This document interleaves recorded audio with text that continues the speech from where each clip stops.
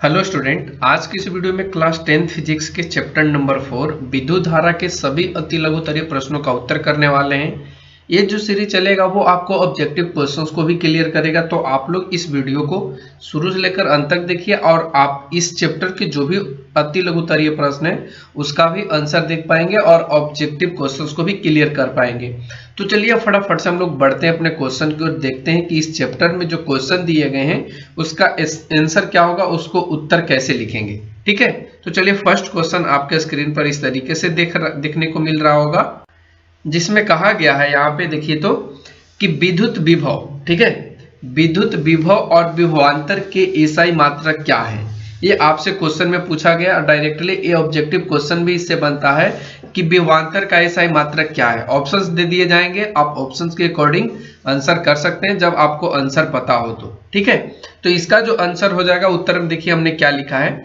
उत्तर में हमने लिखा वोल्ट या जूल प्रति कूलम। देखो बहुत से बच्चे को ये चीज याद नहीं रहता है, ठीक है, इस चीज पे भी आप थोड़ा सा ध्यान देंगे। ये जो जूल प्रति कूलम है इसको भी आपको याद रखना है, क्योंकि बहुत से बच्चों को ये पता नहीं होता है, सिर्फ वोल्ट ही पता होता है। अगर आप लोगों के सामने ये जूल प्रति कूलम दे दिया जाएगा तो आप लोग इसको गलत कर बैठेंगे, तो आप लोग इसको जरा सा ध्यान में रखना, याद रखना। ठीक है, जूल प्रति कूलम विभव और विभवांतर का एसआई मात्रक होता है। ठीक है, अब बढ़ते हैं अगले क्वेश्चन पे। सेकंड जो क्वेश्चन है उसमें कहता है कि विद्युत परिपथ किसे कहते हैं। ये आपसे पूछा है विद्युत परिपथ किसे कहते हैं। ठीक है, उत्तर में हमने लिखा है कि जिस परिपथ से होकर विद्युत धारा प्रवाहित होता है उसे हम लोग विद्युत परिपथ कहते हैं। ठीक है, उसे हम लोग क्या कहेंगे, विद्युत परिपथ, जिससे विद्युत धारा प्रवाहित हो सके। प्रवाहित का मतलब होता है आर पार कर सके। ठीक है, आर पार जब कर लेगा तो उस कंडीशन में जो परिपथ से पार करेगा उसको हम लोग विद्युत परिपथ कहेंगे। अब बढ़ते क्वेश्चन नंबर 3 पे, जिसमें कहता है कि विद्युत धारा की प्रबलता की परिभाषा दें। ठीक है, तो इसका क्या उत्तर होगा, तो देखिए उत्तर में हमने लिखा है किसी चालक के, ठीक है, किसी चालक के किसी अनुप्रस्थ काट को पार करने वाली विद्युत धारा की प्रबलता उस अनुप्रस्थ काट से होकर प्रति एकांक समय में प्रवाहित आवेश का परिणाम है। इसी को हम लोग विद्युत धारा की प्रबलता कहते हैं। ठीक है, अब ध्यान रखना इस चीज को, आप इसको नोट भी कर लीजिए वीडियो पॉज करके। अगर आप लोग को इसका पीडीएफ चाहिए तो आप लोग कमेंट सेक्शन में बताइएगा, हम आप लोगों को पीडीएफ भी प्रोवाइड करा देंगे। अब बढ़ते अगले क्वेश्चन नंबर 4 पे, जिसमें कहता है कि विद्युत धारा का एसआई मात्रक क्या है। फिर से यहाँ पे एसआई मात्रक की बात करें तो एसआई मात्रक आपके लिए ऑब्जेक्टिव क्वेश्चन बना देती है और आप लोग इसको जरा सा बहुत मतलब कह सकते हैं कि बहुत ज्यादा इंपॉर्टेंट मान करके आप इस सब जो क्वेश्चन है उसको ध्यान से आप अपने माइंड में सेटअप कर लीजिए कि विद्युत धारा का एसआई मात्रक क्या होता है। तो आप लोग को पता होगा विद्युत धारा का जो एसआई मात्रक होता है एम्पियर होता है और इसे बड़ी ए से सूचित करते हैं। अब बढ़ते क्वेश्चन नंबर 5 पे, जिसमें कहा है कि इलेक्ट्रॉन पर कितना आवेश रहता है। इलेक्ट्रॉन मतलब ई पर कितना, एक इलेक्ट्रॉन में कितना आवेश होता है ये आपको बताना है। तो देखिए उत्तर में हमने लिखा है और ये आपके लिए ऑब्जेक्टिव क्वेश्चन है, बहुत बार ऐसे प्रश्न पूछे जा चुके हैं। तो एक इलेक्ट्रॉन बराबर होता है 1.6 गुने 10⁻⁻19 कूलम। ठीक है, आप इसको ध्यान रखना। अब बढ़ते क्वेश्चन नंबर 6 पे, जिसमें कहता है कि विद्युत धारा के मात्रक की परिभाषा दें, यानी विद्युत धारा का जो मात्रक होता है एम्पियर, इसके बारे में आपको परिभाषा देना है, परिभाषित करना है। तो देखिए हमने उत्तर में लिखा है कि जब किसी चालक से 1 सेकेंड में 1 कूलम आवेश प्रवाहित होता है तो उस चालक में से प्रवाहित धारा को 1 एम्पियर कहते हैं। यानी 1 एम्पियर को हम लोग कैसे परिभाषित करेंगे, तो 1 सेकेंड में 1 कूलम आवेश जब प्रवाहित होती है तो इस कंडीशन में जो होगी उसको हम लोग एम्पियर कहते हैं। अब बढ़ते अगले क्वेश्चन, क्वेश्चन नंबर 7 पे। क्वेश्चन नंबर 7 कहता है क्या विभव धनात्मक, ऋणात्मक एवं शून्य हो सकता है। तो ये बिल्कुल सही बात है। जो विद्युत विभव है ये धनात्मक भी होता है, ऋणात्मक भी होता है और शून्य भी होता है। शून्य कब होता है, तो हमने एग्जाम्पल में दिया है कि ये शून्य कब होगा, पृथ्वी पर। ठीक है, जो पृथ्वी का विभव है उसको क्या माना जाता है, शून्य माना जाता है। बाकी तो आप पॉजिटिव निगेटिव समझते ही हैं। ठीक है, अब बढ़ते अगले क्वेश्चन, क्वेश्चन नंबर 8 पे। क्वेश्चन नंबर 8 कहता है कि एमीटर को किसी विद्युत परिपथ में समांतर क्रम में जोड़ा जाता है या श्रेणी क्रम में। फिर से रिपीट कर देते हैं, एमीटर को किसी भी विद्युत परिपथ में किस क्रम में जोड़ा जाता है? क्या उसे समांतर क्रम में जोड़ा जाता है या उसे श्रेणी क्रम में जोड़ा जाता है? तो इसका जो सही जवाब हो जाएगा वो श्रेणी क्रम में जोड़ा जाता है। और श्रेणी क्रम में किस तरीके से जोड़ा जाता है? तो मान लीजिए ये आपका रेजिस्टेंस है या ये आपका कोई तार है और ये आपका प्रतिरोध है, तो यहाँ पे अमीटर को ऐसे करके जोड़ा जाता है, ठीक है। और फिर यहाँ से आगे की ओर सीरीज में बनते जाएगा, यानी श्रेणी क्रम में जुड़ते जाएगा। अब आते हैं हम लोग क्वेश्चन नंबर 9 पे। क्वेश्चन नंबर 9 कहता है कि एमीटर तथा वोल्ट मीटर में से किसका प्रतिरोध अधिक होता है? चलिए इसका उत्तर जान लेते हैं। उत्तर में हमने लिखा वोल्ट मीटर का। वोल्ट मीटर का जो प्रतिरोध होता है वो अमीटर से ज्यादा होता है। क्वेश्चन नंबर 10 पे आइए। क्वेश्चन नंबर 10 कहता है अमीटर, वोल्ट एवं ओम नामक मात्रकों में कोई एक अन्य दोनों का गुणज है और वह कौन सा है?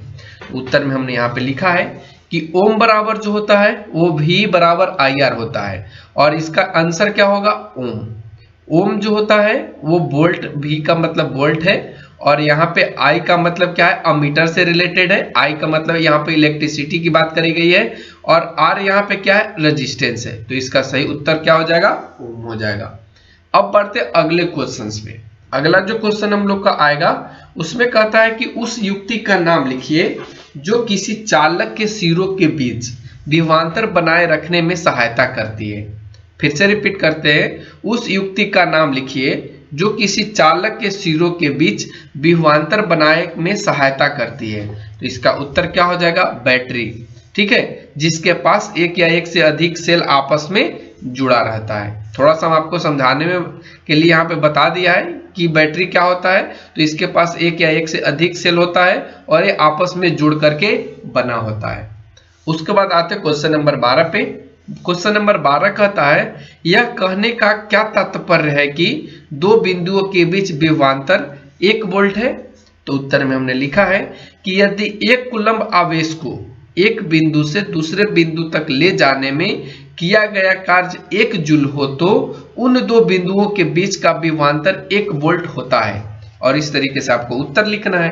अब आते हैं क्वेश्चन नंबर 13 पे। क्वेश्चन नंबर 13 कहता है किसी विद्युत परिपथ में दो बिंदुओं के बीच विभवांतर मापने के लिए वोल्ट मीटर को किस प्रकार संयोजित किया जाता है?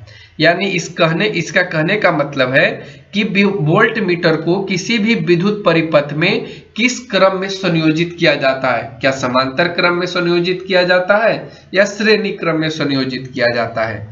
तो उत्तर में हमने लिखा है समांतर क्रम। कहीं कहीं इसका नाम बदल करके बच्चों पार्श्व क्रम भी लिखा जाता है। तो आप लोग इसको ये भी ध्यान रखना है कि पार्श्व क्रम को ही हम लोग समांतर क्रम कहते हैं।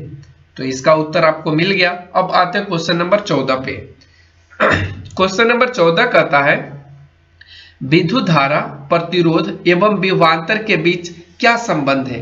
विद्युत धारा, प्रतिरोध एवं विभवांतर के बीच क्या रिलेशन है, ये आपको बताना है। तो उत्तर में हमने लिखा है कि विद्युत धारा, प्रतिरोध और विभवांतर के बीच में जो रिलेशन है वो एक सूत्र के रूप में है, एक फॉर्मूला के रूप में है।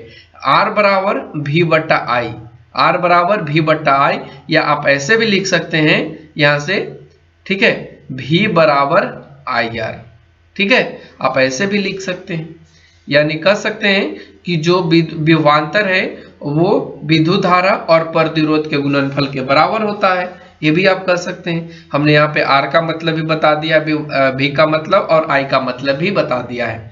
तो आप लोग इस तरीके से उत्तर लिखेंगे। क्वेश्चन नंबर अब आइए 15 पे आते हैं। जो क्वेश्चन नंबर 15 है वो देखिए कहता है कि प्रतिरोध का मात्रक क्या है, ये आपको बताना है। तो उत्तर में हमने लिखा है प्रतिरोध का मात्रक ओम होता है। अब आते हैं क्वेश्चन नंबर 16 पे।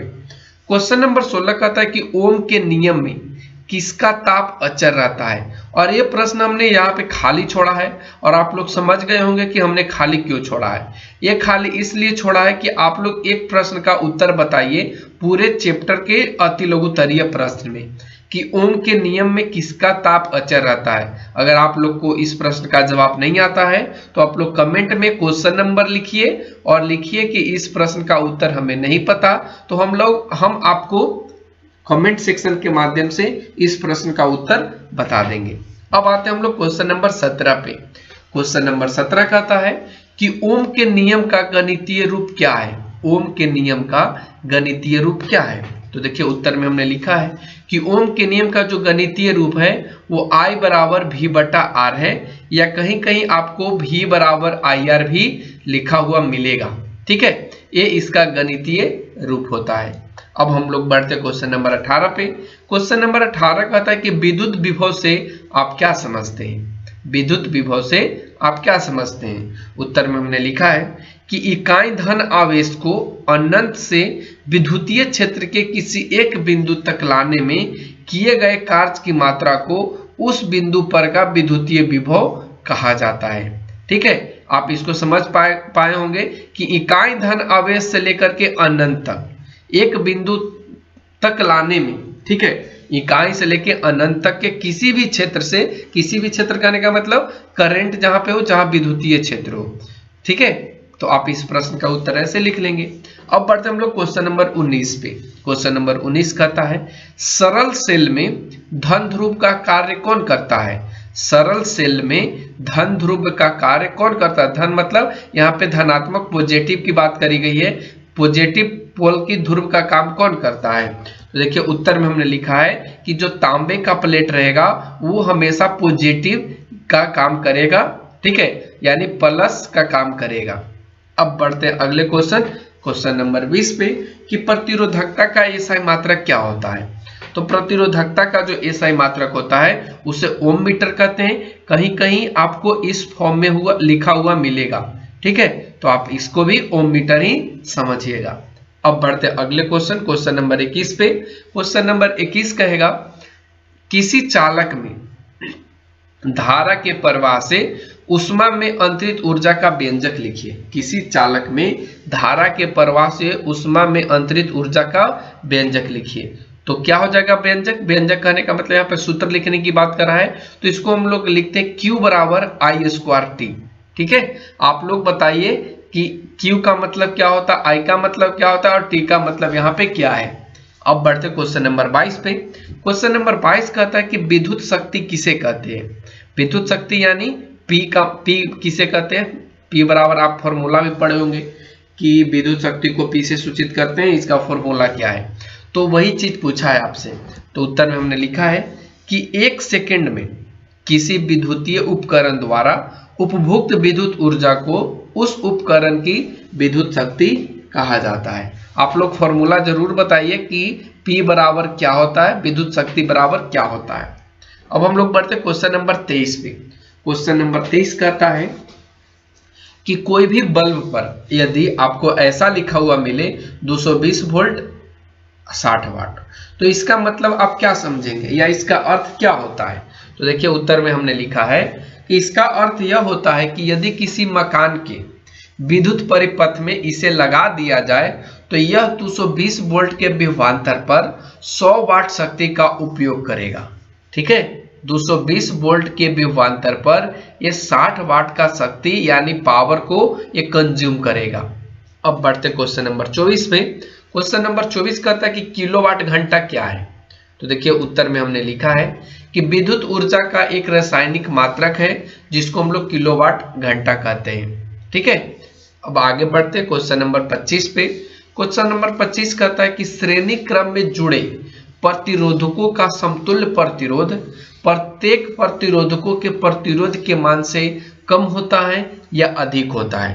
तो देखिए कभी कभी ये बराबर हो जाता है लेकिन ये कम नहीं होता है, तो आपको इस ऑप्शंस के अकॉर्डिंग ध्यान देना है। तो इसमें अधिक और कम की बात करी गई है तो आप यहाँ पे अधिक लिखेंगे। ठीक है, नहीं तो ये बराबर होता है। आप लोग ये भी थोड़ा सा माइंड में याद रखिएगा, सेटअप कर लीजिएगा कि बराबर भी होता है। अब बढ़ते क्वेश्चन नंबर 26 पे।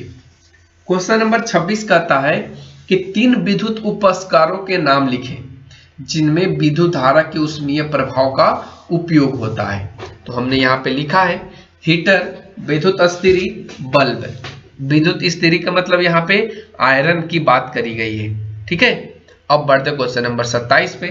क्वेश्चन नंबर 27 कहता है कि मात्रक एम्पियर वोल्ट एवं वाट में कोई एक वोल्ट एवं वाट में कोई एक अन्य दोनों का गुणज है, इनमें से वह कौन है?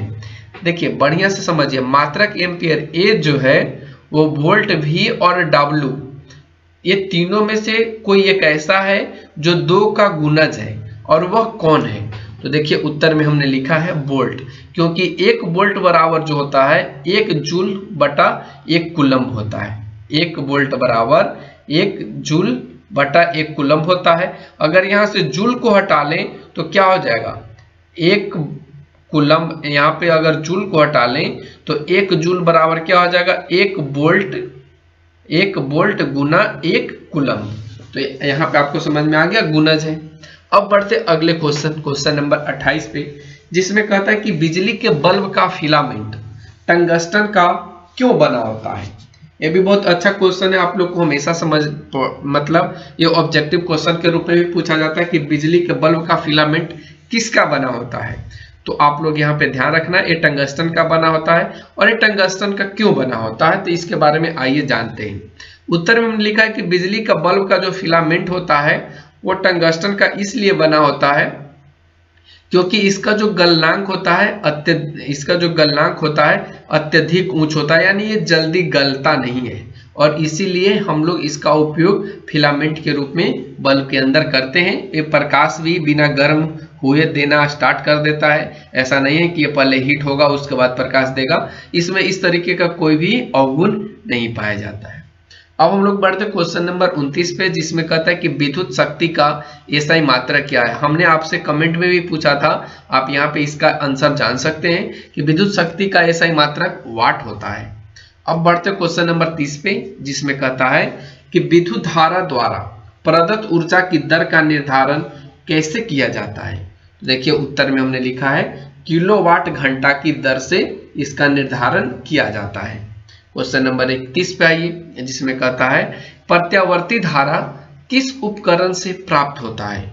तो उत्तर में हमने लिखा है जनित्र से, जिसको हम लोग जनरेटर भी कहते हैं। ठीक है, जनरेटर भी कहते हैं, आप लोग ध्यान रखना, कहीं जनरेटर लिखा हुआ मिले या जनित्र लिखा हुआ मिले तो दोनों का मतलब सेम ही होता है। अब आते क्वेश्चन नंबर 32 पे, 32 नंबर पे। 32 नंबर क्वेश्चन कहता है कि विद्युत हीटर में तार की कुंडली किस धातु की बनी होती है। तो विद्युत हीटर में जो तार की कुंडली बनाई जाती है वो नाइक्रोम की बनाई जाती है। और आप लोग कमेंट सेक्शन में बताइए कि नाइक्रोम किसका किसका मिश्रित होता है, यानी कौन कौन से धातुओं का मिला हुआ होता है नाइक्रोम।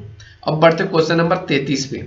देखिए क्वेश्चन नंबर 33 कहता है कि विद्युत हीटर में विद्युत धारा के किस प्रभाव का उपयोग होता है। तो उत्तर में हमने लिखा है विद्युत धारा के ऊष्मीय प्रभाव का। क्वेश्चन नंबर 34 आइए, जिसमें कहता है कि विद्युत धारा के किस प्रभाव से बिजली की घंटी कार्य करती है। तो उत्तर में हमने लिखा है विद्युत चुंबकीय प्रभाव। फिर क्वेश्चन नंबर 35 में आइए, इसमें कहता है कि दिष्ट धारा के कुछ स्रोतों के नाम लिखिए। तो दिष्ट धारा के कुछ स्रोत में हमने नाम दिया है बैटरी, डायनेमो। फिर क्वेश्चन नंबर 35 पे आइए, इसमें कहता है कि विद्युत फ्यूज में प्रयुक्त तार की क्या विशेषताएं होनी चाहिए। जो विद्युत फ्यूज है इसमें जो तार लगी हुई होती है इसकी क्या विशेषता होनी चाहिए। तो उत्तर में हमने लिखा है कि इसकी प्रतिरोधकता उच्च होनी चाहिए और एक गलनांक कम होनी चाहिए। इसकी जो प्रतिरोधकता है वो क्या होना चाहिए, अधिक, लेकिन इसका जो गलनांक है वो कम होना चाहिए।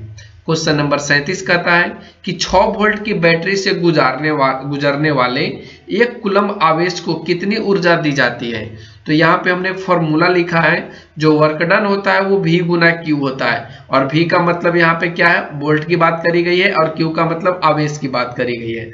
तो यहाँ पे अगर W निकालेंगे तो यहाँ पे क्या हो जाएगा 6। ठीक है, ये 6 क्या देगा, 6 जूल यहाँ पे ऊर्जा का निर्माण होगा, या उसे 6 जूल ऊर्जा दी जाती है। अब बढ़ते क्वेश्चन नंबर 38 पे, जिसमें कहता है कि 220 वोल्ट पर चालित एक लैंप 20 एम्पियर की धारा लेता है, लैंप का प्रतिरोध कितना होगा। देखिए यहाँ पे दिया क्या क्या चीज है, पहले आप इसको लिख लीजिए। ए का मतलब एम्पियर है, तो यानी कहने का मतलब I का मान दिया है 20 एम्पियर। ये वोल्ट दिया है, यानी V का मतलब दिया है 220 वोल्ट। ठीक है, आपसे पूछा है कि R बराबर वाट, तो आपने फॉर्मूला पढ़ा है V बराबर IR। ठीक है, तो यहां से R निकालने के लिए आप क्या करेंगे, तो ये V बटा I कर देंगे। तो V का मान 220 है, R का मान 20 है, यहां से भर दीजिए, 11 दूना 22 काट दीजिए, यानी R का जो वैल्यू आ जाएगा वो 11 ओम आ जाएगा। ठीक है, आप इस चीज को अच्छे से समझ गए होंगे, आप इसको नोट भी कर लीजिए। अब बढ़ते हैं अगले क्वेश्चन नंबर 34 पे, सॉरी क्वेश्चन नंबर 39 पे, जिसमें कहता है कि एक चालक का प्रतिरोध 5 ओम है। कितना है, 5 ओम है। तो यहाँ पे हल लिखेंगे, इसमें लिखेंगे कि R का जो वैल्यू दिया है वो 5 ओम दिया है। चलिए हिंदी में ही लिख देते हैं। ठीक है, 5 ओम दिया है। इसमें 0.5 एम्पियर की धारा प्रवाहित की जाती है, यानी इसमें जो I का मान दिया है वो 0.5 एम्पियर दिया है। आपसे पूछा है कि इसका विभवांतर क्या होगा, V बराबर वाट पूछा है। तो आप फॉर्मूला तो जानते ही हैं, V बराबर क्या होता है, IR होता है, और I का मान कितना दिया है, 5 दिया है, और यहाँ पे R का मान कितना दिया, 0.5 दिया है। ठीक है, सॉरी यहाँ से आपसे क्या पूछा है, विभवांतर। हाँ, तो यहाँ पे IR कर दीजिए, I ये दिया है, R ये दिया है। अब यहाँ से 5 गुने क्या कर दीजिए, 5 बटा इसको 10 कर दीजिए, यहाँ से काट दीजिए, 5 दूना 10, यानी 2.5 वोल्ट आ जाएगा। तो इस तरीके से आपको यहाँ पे बनाने थे, तो आप इस चीज को भी समझ गए होंगे। अब हम लोग आते हैं अगले क्वेश्चन नंबर 40 पे। क्वेश्चन नंबर 40 में कहता है कि एक विद्युत बल्ब पर 100 वाट और 220 वोल्ट अंकित है, बल्ब से प्रवाहित विद्युत धारा का मान निकालिए। यानी यहां से आपको क्या निकालना है, I बराबर वाट। यहाँ पे दिया क्या क्या है, तो P का मान दिया है कितना, 100 वाट। ठीक है, और यहाँ पे वोल्ट यानी V बराबर कितना दिया है, यहाँ पे 220। अब यहाँ से आप I का मान निकाल लीजिए। ये तो बहुत इजी है, ये प्रश्न आपके लिए छोड़ देते हैं। अगर आप लोग से नहीं निकलता है तो आप लोग कमेंट में बताना, हम इसका आंसर आपको बता देते हैं। अब आते हैं आज के आखिरी क्वेश्चन, क्वेश्चन नंबर 41 पे, जिसमें कहता है कि 220 वोल्ट जोड़ने पर एक आर्क लैंप 20 एम्पियर की धारा लेता है, आर्क लैंप का प्रतिरोध क्या होगा। फिर वही क्वेश्चन है, यहाँ पे हल में लिखेंगे, ये कितना दिया है, V का मान 220 वोल्ट, एक I का मान कितना दिया है, 20 एम्पियर। तो V बराबर क्या होता है, IR। तो यहाँ पे I का मान रखेंगे 20। ठीक है, और ये हमको V दिया है और R निकालना है, तो V के जगह पे आपको कितना लिख देना है, 220 वोल्ट। अब इसलिए कर दो R बराबर, तो 220 बटा कितना आ जाएगा, 20, यहाँ से यहाँ काट दो, यानी कितना आ जाएगा, 11 ओम। ठीक है, आप इस तरीके से आंसर लिख लेंगे। तो आज का वीडियो आप लोग को कैसा लगा, आप लोग जरा कमेंट सेक्शन में कमेंट करके बताइएगा। फिर अगले चैप्टर का वीडियो आप लोगों को जल्दी प्रोवाइड कराया जाएगा, लघुत्तरीय का, दीर्घोत्तरीय का, और भी सारे जो क्वेश्चन छूटे हुए हैं क्लास 10th के फिजिक्स में भारती भवन में, उन सबका आपको क्वेश्चन आंसर मिल जाएगा आपको इसी चैनल पे। तो कैसा लगा वीडियो आप लोग कमेंट सेक्शन में कमेंट करके बताइएगा। अगर वीडियो अच्छा लगे तो लाइक और शेयर जरूर कीजिएगा। Thanks for watching, take care, bye bye.